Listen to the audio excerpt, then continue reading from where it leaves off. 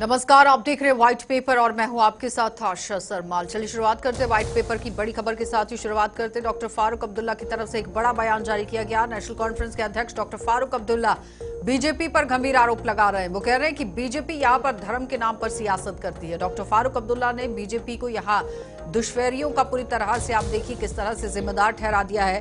बड़ी अपडेट, लगातार बानोटी में जनसभा को संबोधित करते हुए भारतीय जनता पार्टी ने किस तरह से काम किया, वो काम आज डॉक्टर फारूक अब्दुल्ला के नाते नजर आए। लेकिन सीधे तौर पर डॉक्टर फारूक अब्दुल्ला कह रहे हैं कि बीजेपी सिर्फ और सिर्फ धर्म की राजनीति करती है, लोगों को बांटने का काम करती है और जम्मू कश्मीर में बीजेपी बयानबाजी में अव्वल है, कार्रवाई में पूरी तरह से पिछड़ गई है। यानी कि जो बड़े दावे भारतीय जनता पार्टी की तरफ से किए गए वो धरातल पर उतारने के लिए काम नहीं करते नजर आए हैं। तो फिलहाल डॉक्टर फारूक अब्दुल्ला आज कठुआ के अंदर पहुंचे थे, जहां पर आप देखिए बरनोटी में जनसभा को संबोधित किया और लोगों से रूबरू हुए।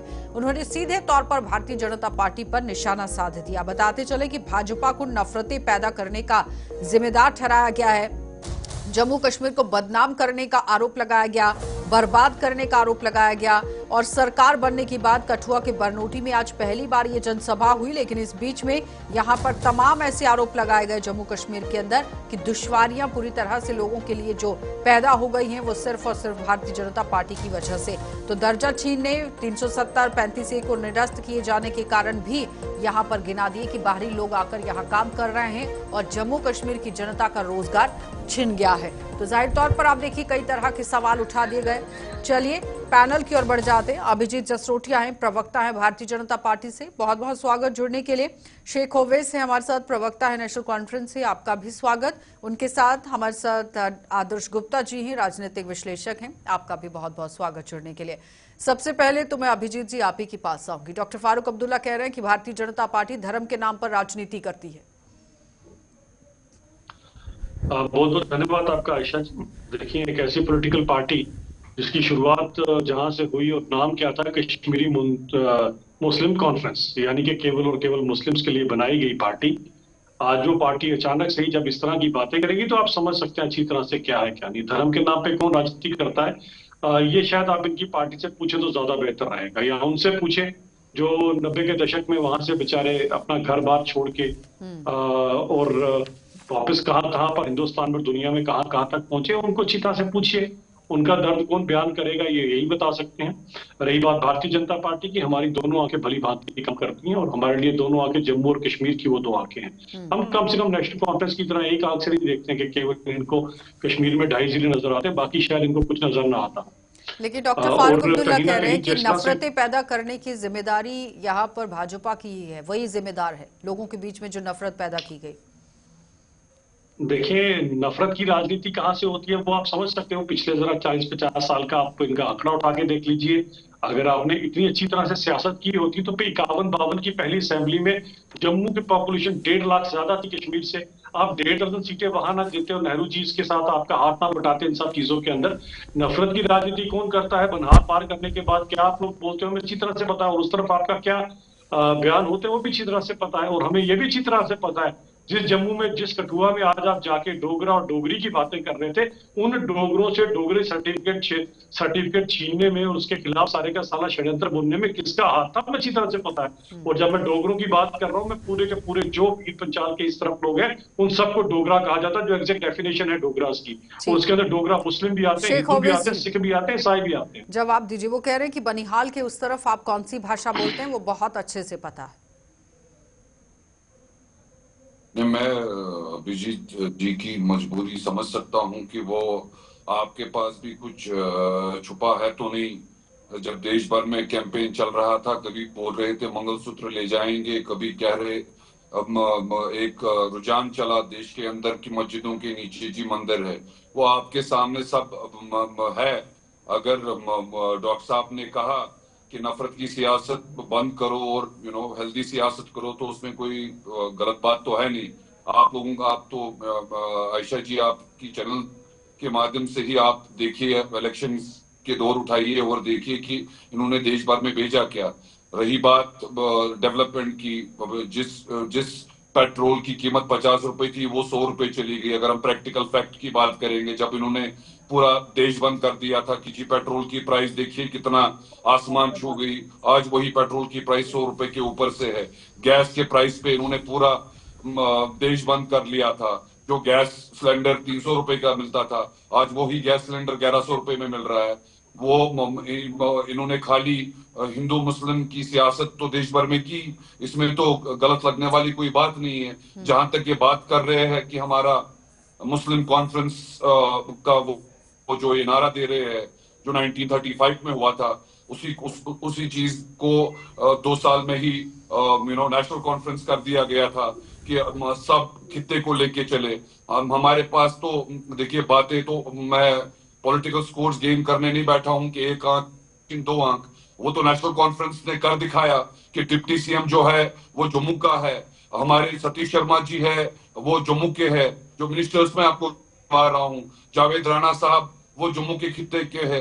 ये बात जो इनकी एक आंख बंद एक दूसरी आंख खुली, वो पूरे जम्मू कश्मीर के लोगों को पता है कि नेशनल कॉन्फ्रेंस ने एक आंख बंद की, दोनों आंखें खोल के जम्मू वालों का भी सपोर्ट किया। ठीक है, जिस देखिए सबसे पहली बात का जवाब दे जिस बात का ये डोर पीट रहे हैं, बोल लीजिए मैं बोलूंगा। यहाँ से हमारे पंडित बरादरी के भाग गए, इनसे वो इनको बताइए 10 साल से तो आप पावर में थे, आप लोगों ने उस पंडित बरादरी के लिए क्या किया?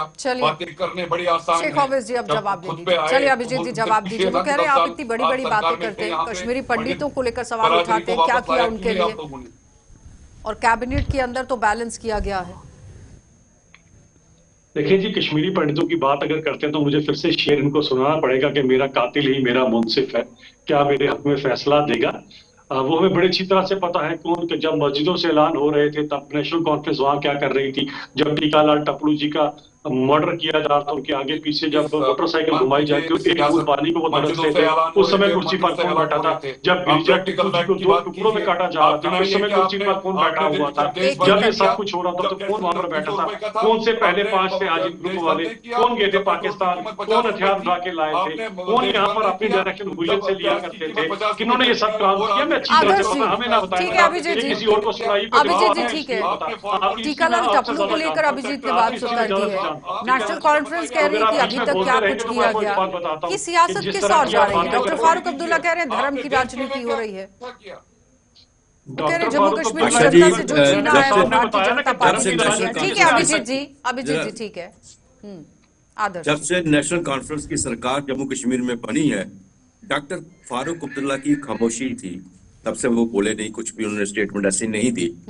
लेकिन आज उन्होंने भारतीय जनता पार्टी के विरुद्ध जो प्रश्न खड़े कर दिए एकदम, और इन दिनों से ऐसा लग रहा था कि जैसे कि भारतीय जनता पार्टी के साथ बड़े एक इनके अच्छे रिलेशन बन रहे हैं, केंद्र में उनकी सरकार है, बेटा श्री इनके जो है सीएम जो है हमारे, वो हर दूसरे दिन दिल्ली गए होते हैं, वहां उनसे बातचीत करते हैं। लेकिन आज डॉक्टर फारूक अब्दुल्ला बहुत खामोश थे, इतनी खामोशी थी और लग भी रहा था एक ऐसा नेता जो चुप बैठ ही नहीं सकता, कुछ ना कुछ उसकी स्टेटमेंट आती रहती है, और इतनी देर से चुप था, कुछ बोल नहीं रहे थे। शायद हमें लग रहा था कि डॉक्टर फारूक अब्दुल्ला पर्दे के पीछे रह के ही सारा काम करेंगे, आगे उमर अब्दुल्ला को कर रहे हैं, सियासत वही चलाएंगे, राज यहाँ पे वही अपनी राजनीति को चलाएंगे। लेकिन आज एकदम अचानक उन्हें जम्मू के बारे में सब कुछ बोल दिया। लेकिन ठीक है, हम मानते हैं डेवलपमेंट होती है, डेवलपमेंट में बहुत से काम होते हैं, बहुत नहीं भी होते हैं, कुछ होते हैं कुछ रहते हैं। डोगरों की क्या चिंता करनी है, डोगरों की चिंता तो ना पहले किसी ने की है ना अब किसी ने कर रहा है कोई, ना मुझे लग रहा है कि आगे करेगा, क्योंकि डोगरे जो है वो अपनी चिंता खुद करना जानते हैं, वो जानते हैं हमें किस तरह से अपना वर्चस्व बनाए रखना है। लेकिन आज थोड़ा सा मुझे भी देख सुन के बड़ी हैरानगी हुई कि आज उनकी स्टेटमेंट जो थी भारतीय जनता पार्टी के विरुद्ध क्यों कर रहे हैं। एक तरफ तो गठबंधन की लड़ाई लड़ रहे हैं, गठबंधन के विरुद्ध बोले जा रहे हैं, गठबंधन को छोड़ने की बात कर रहे हैं, दूसरी तरफ जो भारतीय जनता पार्टी के साथ भी उनके सामने भी उनके अगेंस्ट बोलना शुरू कर रही है। अगर चाहते क्या है डॉक्टर फारूक अब्दुल्ला, ये एक बहुत बड़ा प्रश्न सामने आ रहा है। इस पर जवाब लेंगे आदर्श जी, यही उम्मीदें लगा के के लिए जल्द वापस लौटेंगे, आप बने रहिए हमारे साथ। अब बात का जवाब तो आपके पास शायद ना हो, डॉक्टर फारूक अब्दुल्ला चाहते क्या है, सवाल ये है जिस तरह से बयानबाजी हो रही है। डॉक्टर साहब एक प्रोग्रेसिव पॉजिटिव और सच्ची सियासत चाहते हैं देश भर में हो हो, धर्म के नाम पे सियासत ना हो, देश का भला हो, देश का जो इन्होंने मंदिर मस्जिद कर रखा है वो बंद हो जाए।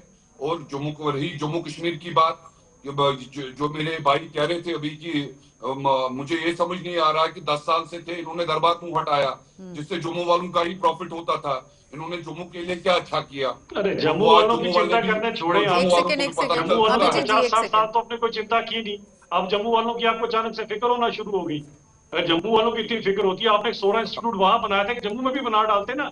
फिक्र कैसे की जाती है, हमसे सीखिए। अगर एक एम्स यहाँ बना तो वहां भी बना, IIT IIM वहां बना तो वहां भी बना। अगर कौमी शहरा पे सड़कें बनी है, तब बनी, दोनों हितों में बनी। आपकी तरह एक काम से जम्मू वालों की फिक्र ना करेंगे। आपके पास तो जम्मू की आपको कितनी फिक्र में अच्छी तरह से पता है। और आपको लगता है कि जिनको आपने डिप्टी CM बना के जम्मू वालों का बड़ा भला कर दिया, वो भी हमें पता है कि उनकी आंख कौन सी वाली है, और वो उसके कहने पे चलते हैं, वो भी अच्छी तरह से पता है। अभी तक जम्मू के लिए उन्होंने क्या किया है, आपके जो आपने बनाया है 2-3 जम्मू वालों के लिए क्या किया हमने बताया जरा। तो ये काम तो गिनाए जो आपके इनमें जो बना रखे हैं अपने नूरे नजर। इन नूरे नजर ने जम्मू के लिए क्या किया, तो ये काम तो बताओ। 575 पोस्टें आई, 575 पोस्टों में से 36 करोड़ उर्दू को मिली थी, 360 भी देते हैं इतराज नहीं था। डोगरी की कोई पोस्ट नहीं। आज डोगरों को आपके डोगरों की बड़ी चिंता हो गई। डोगरी को 3 पोस्टें, आज डोगरों की चिंता हो गई। अभिजीत कह रहे हैं कि आज बहुत चिंता हो गई डोगरों की, लेकिन अक्सर देखा गया है तो सही है, सुर्खियां बटोरने के लिए डॉक्टर फारूक अब्दुल्ला इस तरह से बयानबाजी पोस्टर निकाली और डोगरों की, ठीक है ओवैस जी, अभिजीत जी ठीक है, डोगरी के लिए एक भी सीट नहीं थी। लेकिन मेरा आशा ये ओवैस कहना जी, है एक कि सेकंड। इस वक्त अभिजीत जी, नेशनल कॉन्फ्रेंस प्लीज। को डॉक्टर फारूक अब्दुल्ला को, अभिजीत जी, रुक जाइए। अब्दुल्ला को ओवैस जम्मू जी, कश्मीर की सुनिए। सियासत, जम्मू कश्मीर की सरकार की तरफ ध्यान देना चाहिए। वहां पे राजनीति को छोड़ दीजिए। इस वक्त 10 साल से लोग इंतजार कर रहे हैं, 5 साल हो गए यहाँ पे आप किसी का अपने MLA देखे हुए, 5 साल से लोग इंतजार कर रहे हैं, 10 साल से इंतजार कर रहे हैं इनका कि कोई हमारी हुकूमत बनेगी। आप हुकूमत बनी है तो लोगों को समझने की कोशिश राहुल्ला भी कीजिए, तो कह रहे हैं कि उमर अब्दुल्ला बेबस हैं मंदिर LG मस्जिद के आगे, उनको सुना की आपने। लड़ाई वो रहने दो केंद्र के आदर्श ऊपर। जी। पहले जम्मू कश्मीर में तो आप आदर्श जी। स्थिति ठीक कीजिए। ठीक है, रुकेंगे एक छोटे से ब्रेक के लिए, जल्द। चले अभिजीत जी, आप ही के पास आऊंगी सीधा। डॉक्टर फारूक अब्दुल्ला कह रहे हैं 370 और 35 से जाने के बाद लोगों का रोजगार छिन गया है, डाका डाल दिया गया जम्मू कश्मीर की जनता के रोजगार पर। बाहर से लोग आकर यहाँ पर बैठ गए हैं। 2.5 लाख की बैकडोर अपॉइंटमेंट करने वाली पार्टियां और 500 रुपए के ऊपर 20-20, 30-30 साल डेली वेजरों का खून चूसने वाली पार्टी आज बताएंगी रोजगार क्या होता है। तो रोजगार का नाम हमें अच्छी तरह से पता, वो रोजगार भी दिया जाता था। अभी परिवार मुख का फायदा, इसमें एक फायदा तो है। फायदा इसलिए कि 80% की वो तो एक ही साइड की है। कहीं यही फायदा अगर कश्मीर में भी होता गर्मियों में, तो हम समझते हैं कि दोनों अंदर की अपॉइंटमेंट बराबर 50-50% है। इनके टाइम की 80-20 की रेशो है जी। तो आप समझ सकते हो कि कितना ही हमारा फायदा ये लोग सोचेंगे। तो हमारा फायदा सोचने का इनका कोई भी इच्छा नहीं है। एक जवाब मैं जरूर देना चाहूंगा, मुझे 1 मिनट दीजिएगा। खासकर आदर्श गुप्ता जी जो मेरे बड़े अच्छे दोस्त भी हैं, क्योंकि ये कहते हैं जम्मू में क्या हुआ, तो मैं जरूर चाहूंगा आदर्श जी एक दिन आपने टाइम निकालना, हम यहाँ से चलेंगे, पहले तिरुपति बालाजी का मंदिर में माथा टेकेंगे, उसके बाद हम लोग वहां से निकलते हुए सर्कुलर रोड पकड़ लेंगे। वहां पर सर्कुलर रोड पकड़ने से पहले, एक मिनट, सर्कुलर रोड पकड़ने से पहले आपको इग्नू के मैं नया सेंटर और साइड की यूनिवर्सिटी बताऊंगा। उसके बाद नाम पे तो हम कह नहीं सकते नहीं हुई है, ये दिन कभी नहीं कहा। आदर्श जी 1 मिनट ना, उसके बाद हम लोग चलेंगे थोड़ा सा इस तरफ, हम रोटे के आगे IIT आपको आदर्श जी जवाब दीजिए। वहाँ बड़े अच्छे नए जानवर आए हुए हैं। डेवलपमेंट की बात ये कर रहे हैं, मैंने डेवलपमेंट की बात के बारे में इनकार किया ही नहीं। मैं तो कह रहा हूँ डेवलपमेंट की बात नहीं है, हमने तो बार-बार इस बात पर जिक्र भी किया है, हमने हर स्पॉट पे लोगों को दिखाया भी है डेवलपमेंट के बारे में। मैंने जो बात कही है, डॉक्टर फारूक अब्दुल्ला बहुत देर से चुप थे। आज मंदिर मस्जिद हिंदू मुसलमान जब इसके ऊपर जो बात शुरू हुई है उसके ऊपर कह रहा हूं मैं, जम्मू कश्मीर में इसकी क्यों बात कहने की पड़ी। मैं दावे के साथ कहता हूं कि जम्मू के हिंदुओं का ज्यादा आस्था मस्जिदों और दरगाहों में है, कम मुसलमान जाते होंगे। जहां पे ज्यादा हिंदू वहां पे जाते हैं माथा टेकने के लिए, उनका आस्था उन पे ज्यादा है।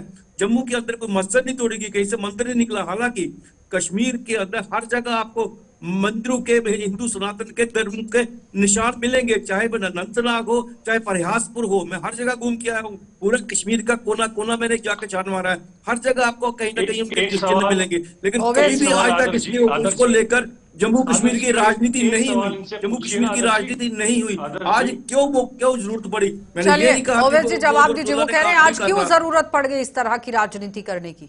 आदर्श जी एक सवाल मेरी नहीं तरफ से भी अभिजीत जी ओवैस एक साहब से सेकेंड, पूछिएगा। ये ओवैस जो जी मंदिर जवाब मस्जिद दीजिए। की बात कर रहे थे, आपके समय पे कितने मंदिर है कश्मीर के अंदर जो बेचारे खत्म कर दिए गए और उनका क्या हाल किया गया? उस मैंने समय आप भी मैं प्रीफेक्ट कह रहा हूँ, अभिजीत जी कमांडर थे। ठीक है, हो मैं गया। तो हर जगह देख के आया हूँ। मैंने तो ओवैस जी प्रयासपुर जवाब में भी दीजिए। देख के आया हूँ, मैंने अनंतनाग के कोने कोने में भी देखे हैं, हर जगह आज देखे हैं मंदिर हम। मस्जिद को लेकर विवाद को लेकर कभी चर्चा विवाद नहीं हो नहीं रही हुआ, है, कभी प्लीज आज एक तक सेकेंड, विवाद वो नहीं अलग हुआ, एक कभी मुद्दा है विवाद नहीं हुआ आज और अगर तक। डिस्कस पर आए तो बहुत टाइम लगेगा। जवाब दीजिए ओवैस जी।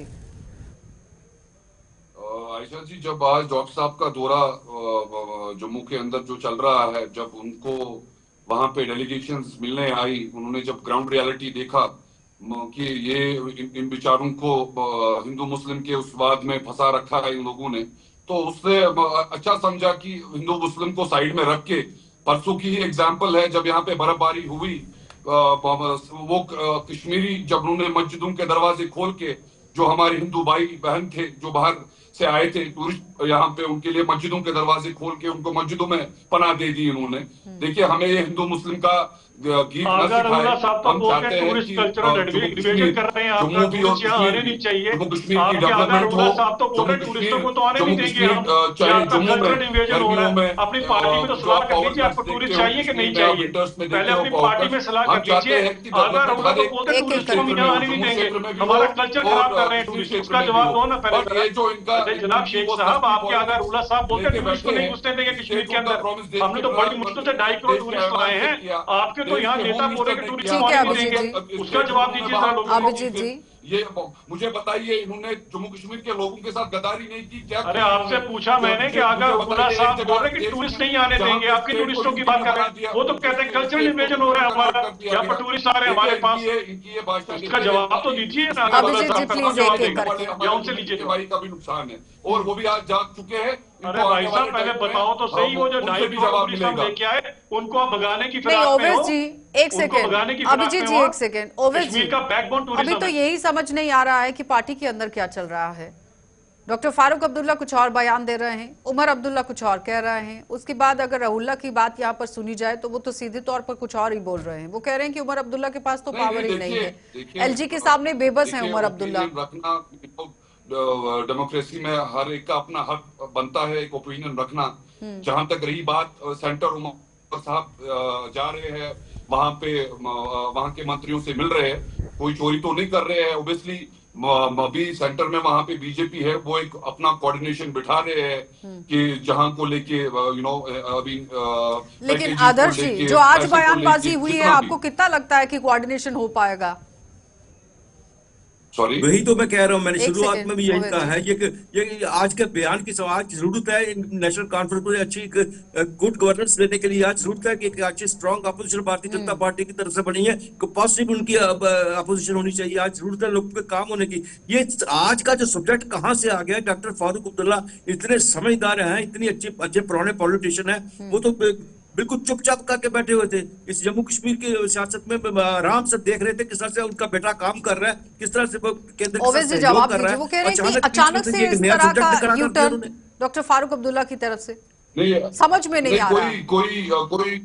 कोई यू टर्न नहीं है, हम एक स्ट्रेट पाथ पे ही है। मैं कह रहा हूँ आपको, जम्मू में डेलीगेशन जब मिलने आई, उन्होंने कांग्रेस के साथ गठबंधन नहीं बन रहा, भारतीय जनता पार्टी के विरुद्ध चल रहे हैं। किस तरह से सरकार जम्मू कश्मीर में चलेगा? लोगों के भरोसे पे किस तरह से खरा उतरेंगे? बगैर हो क्या रहा है जम्मू के क्षेत्र में?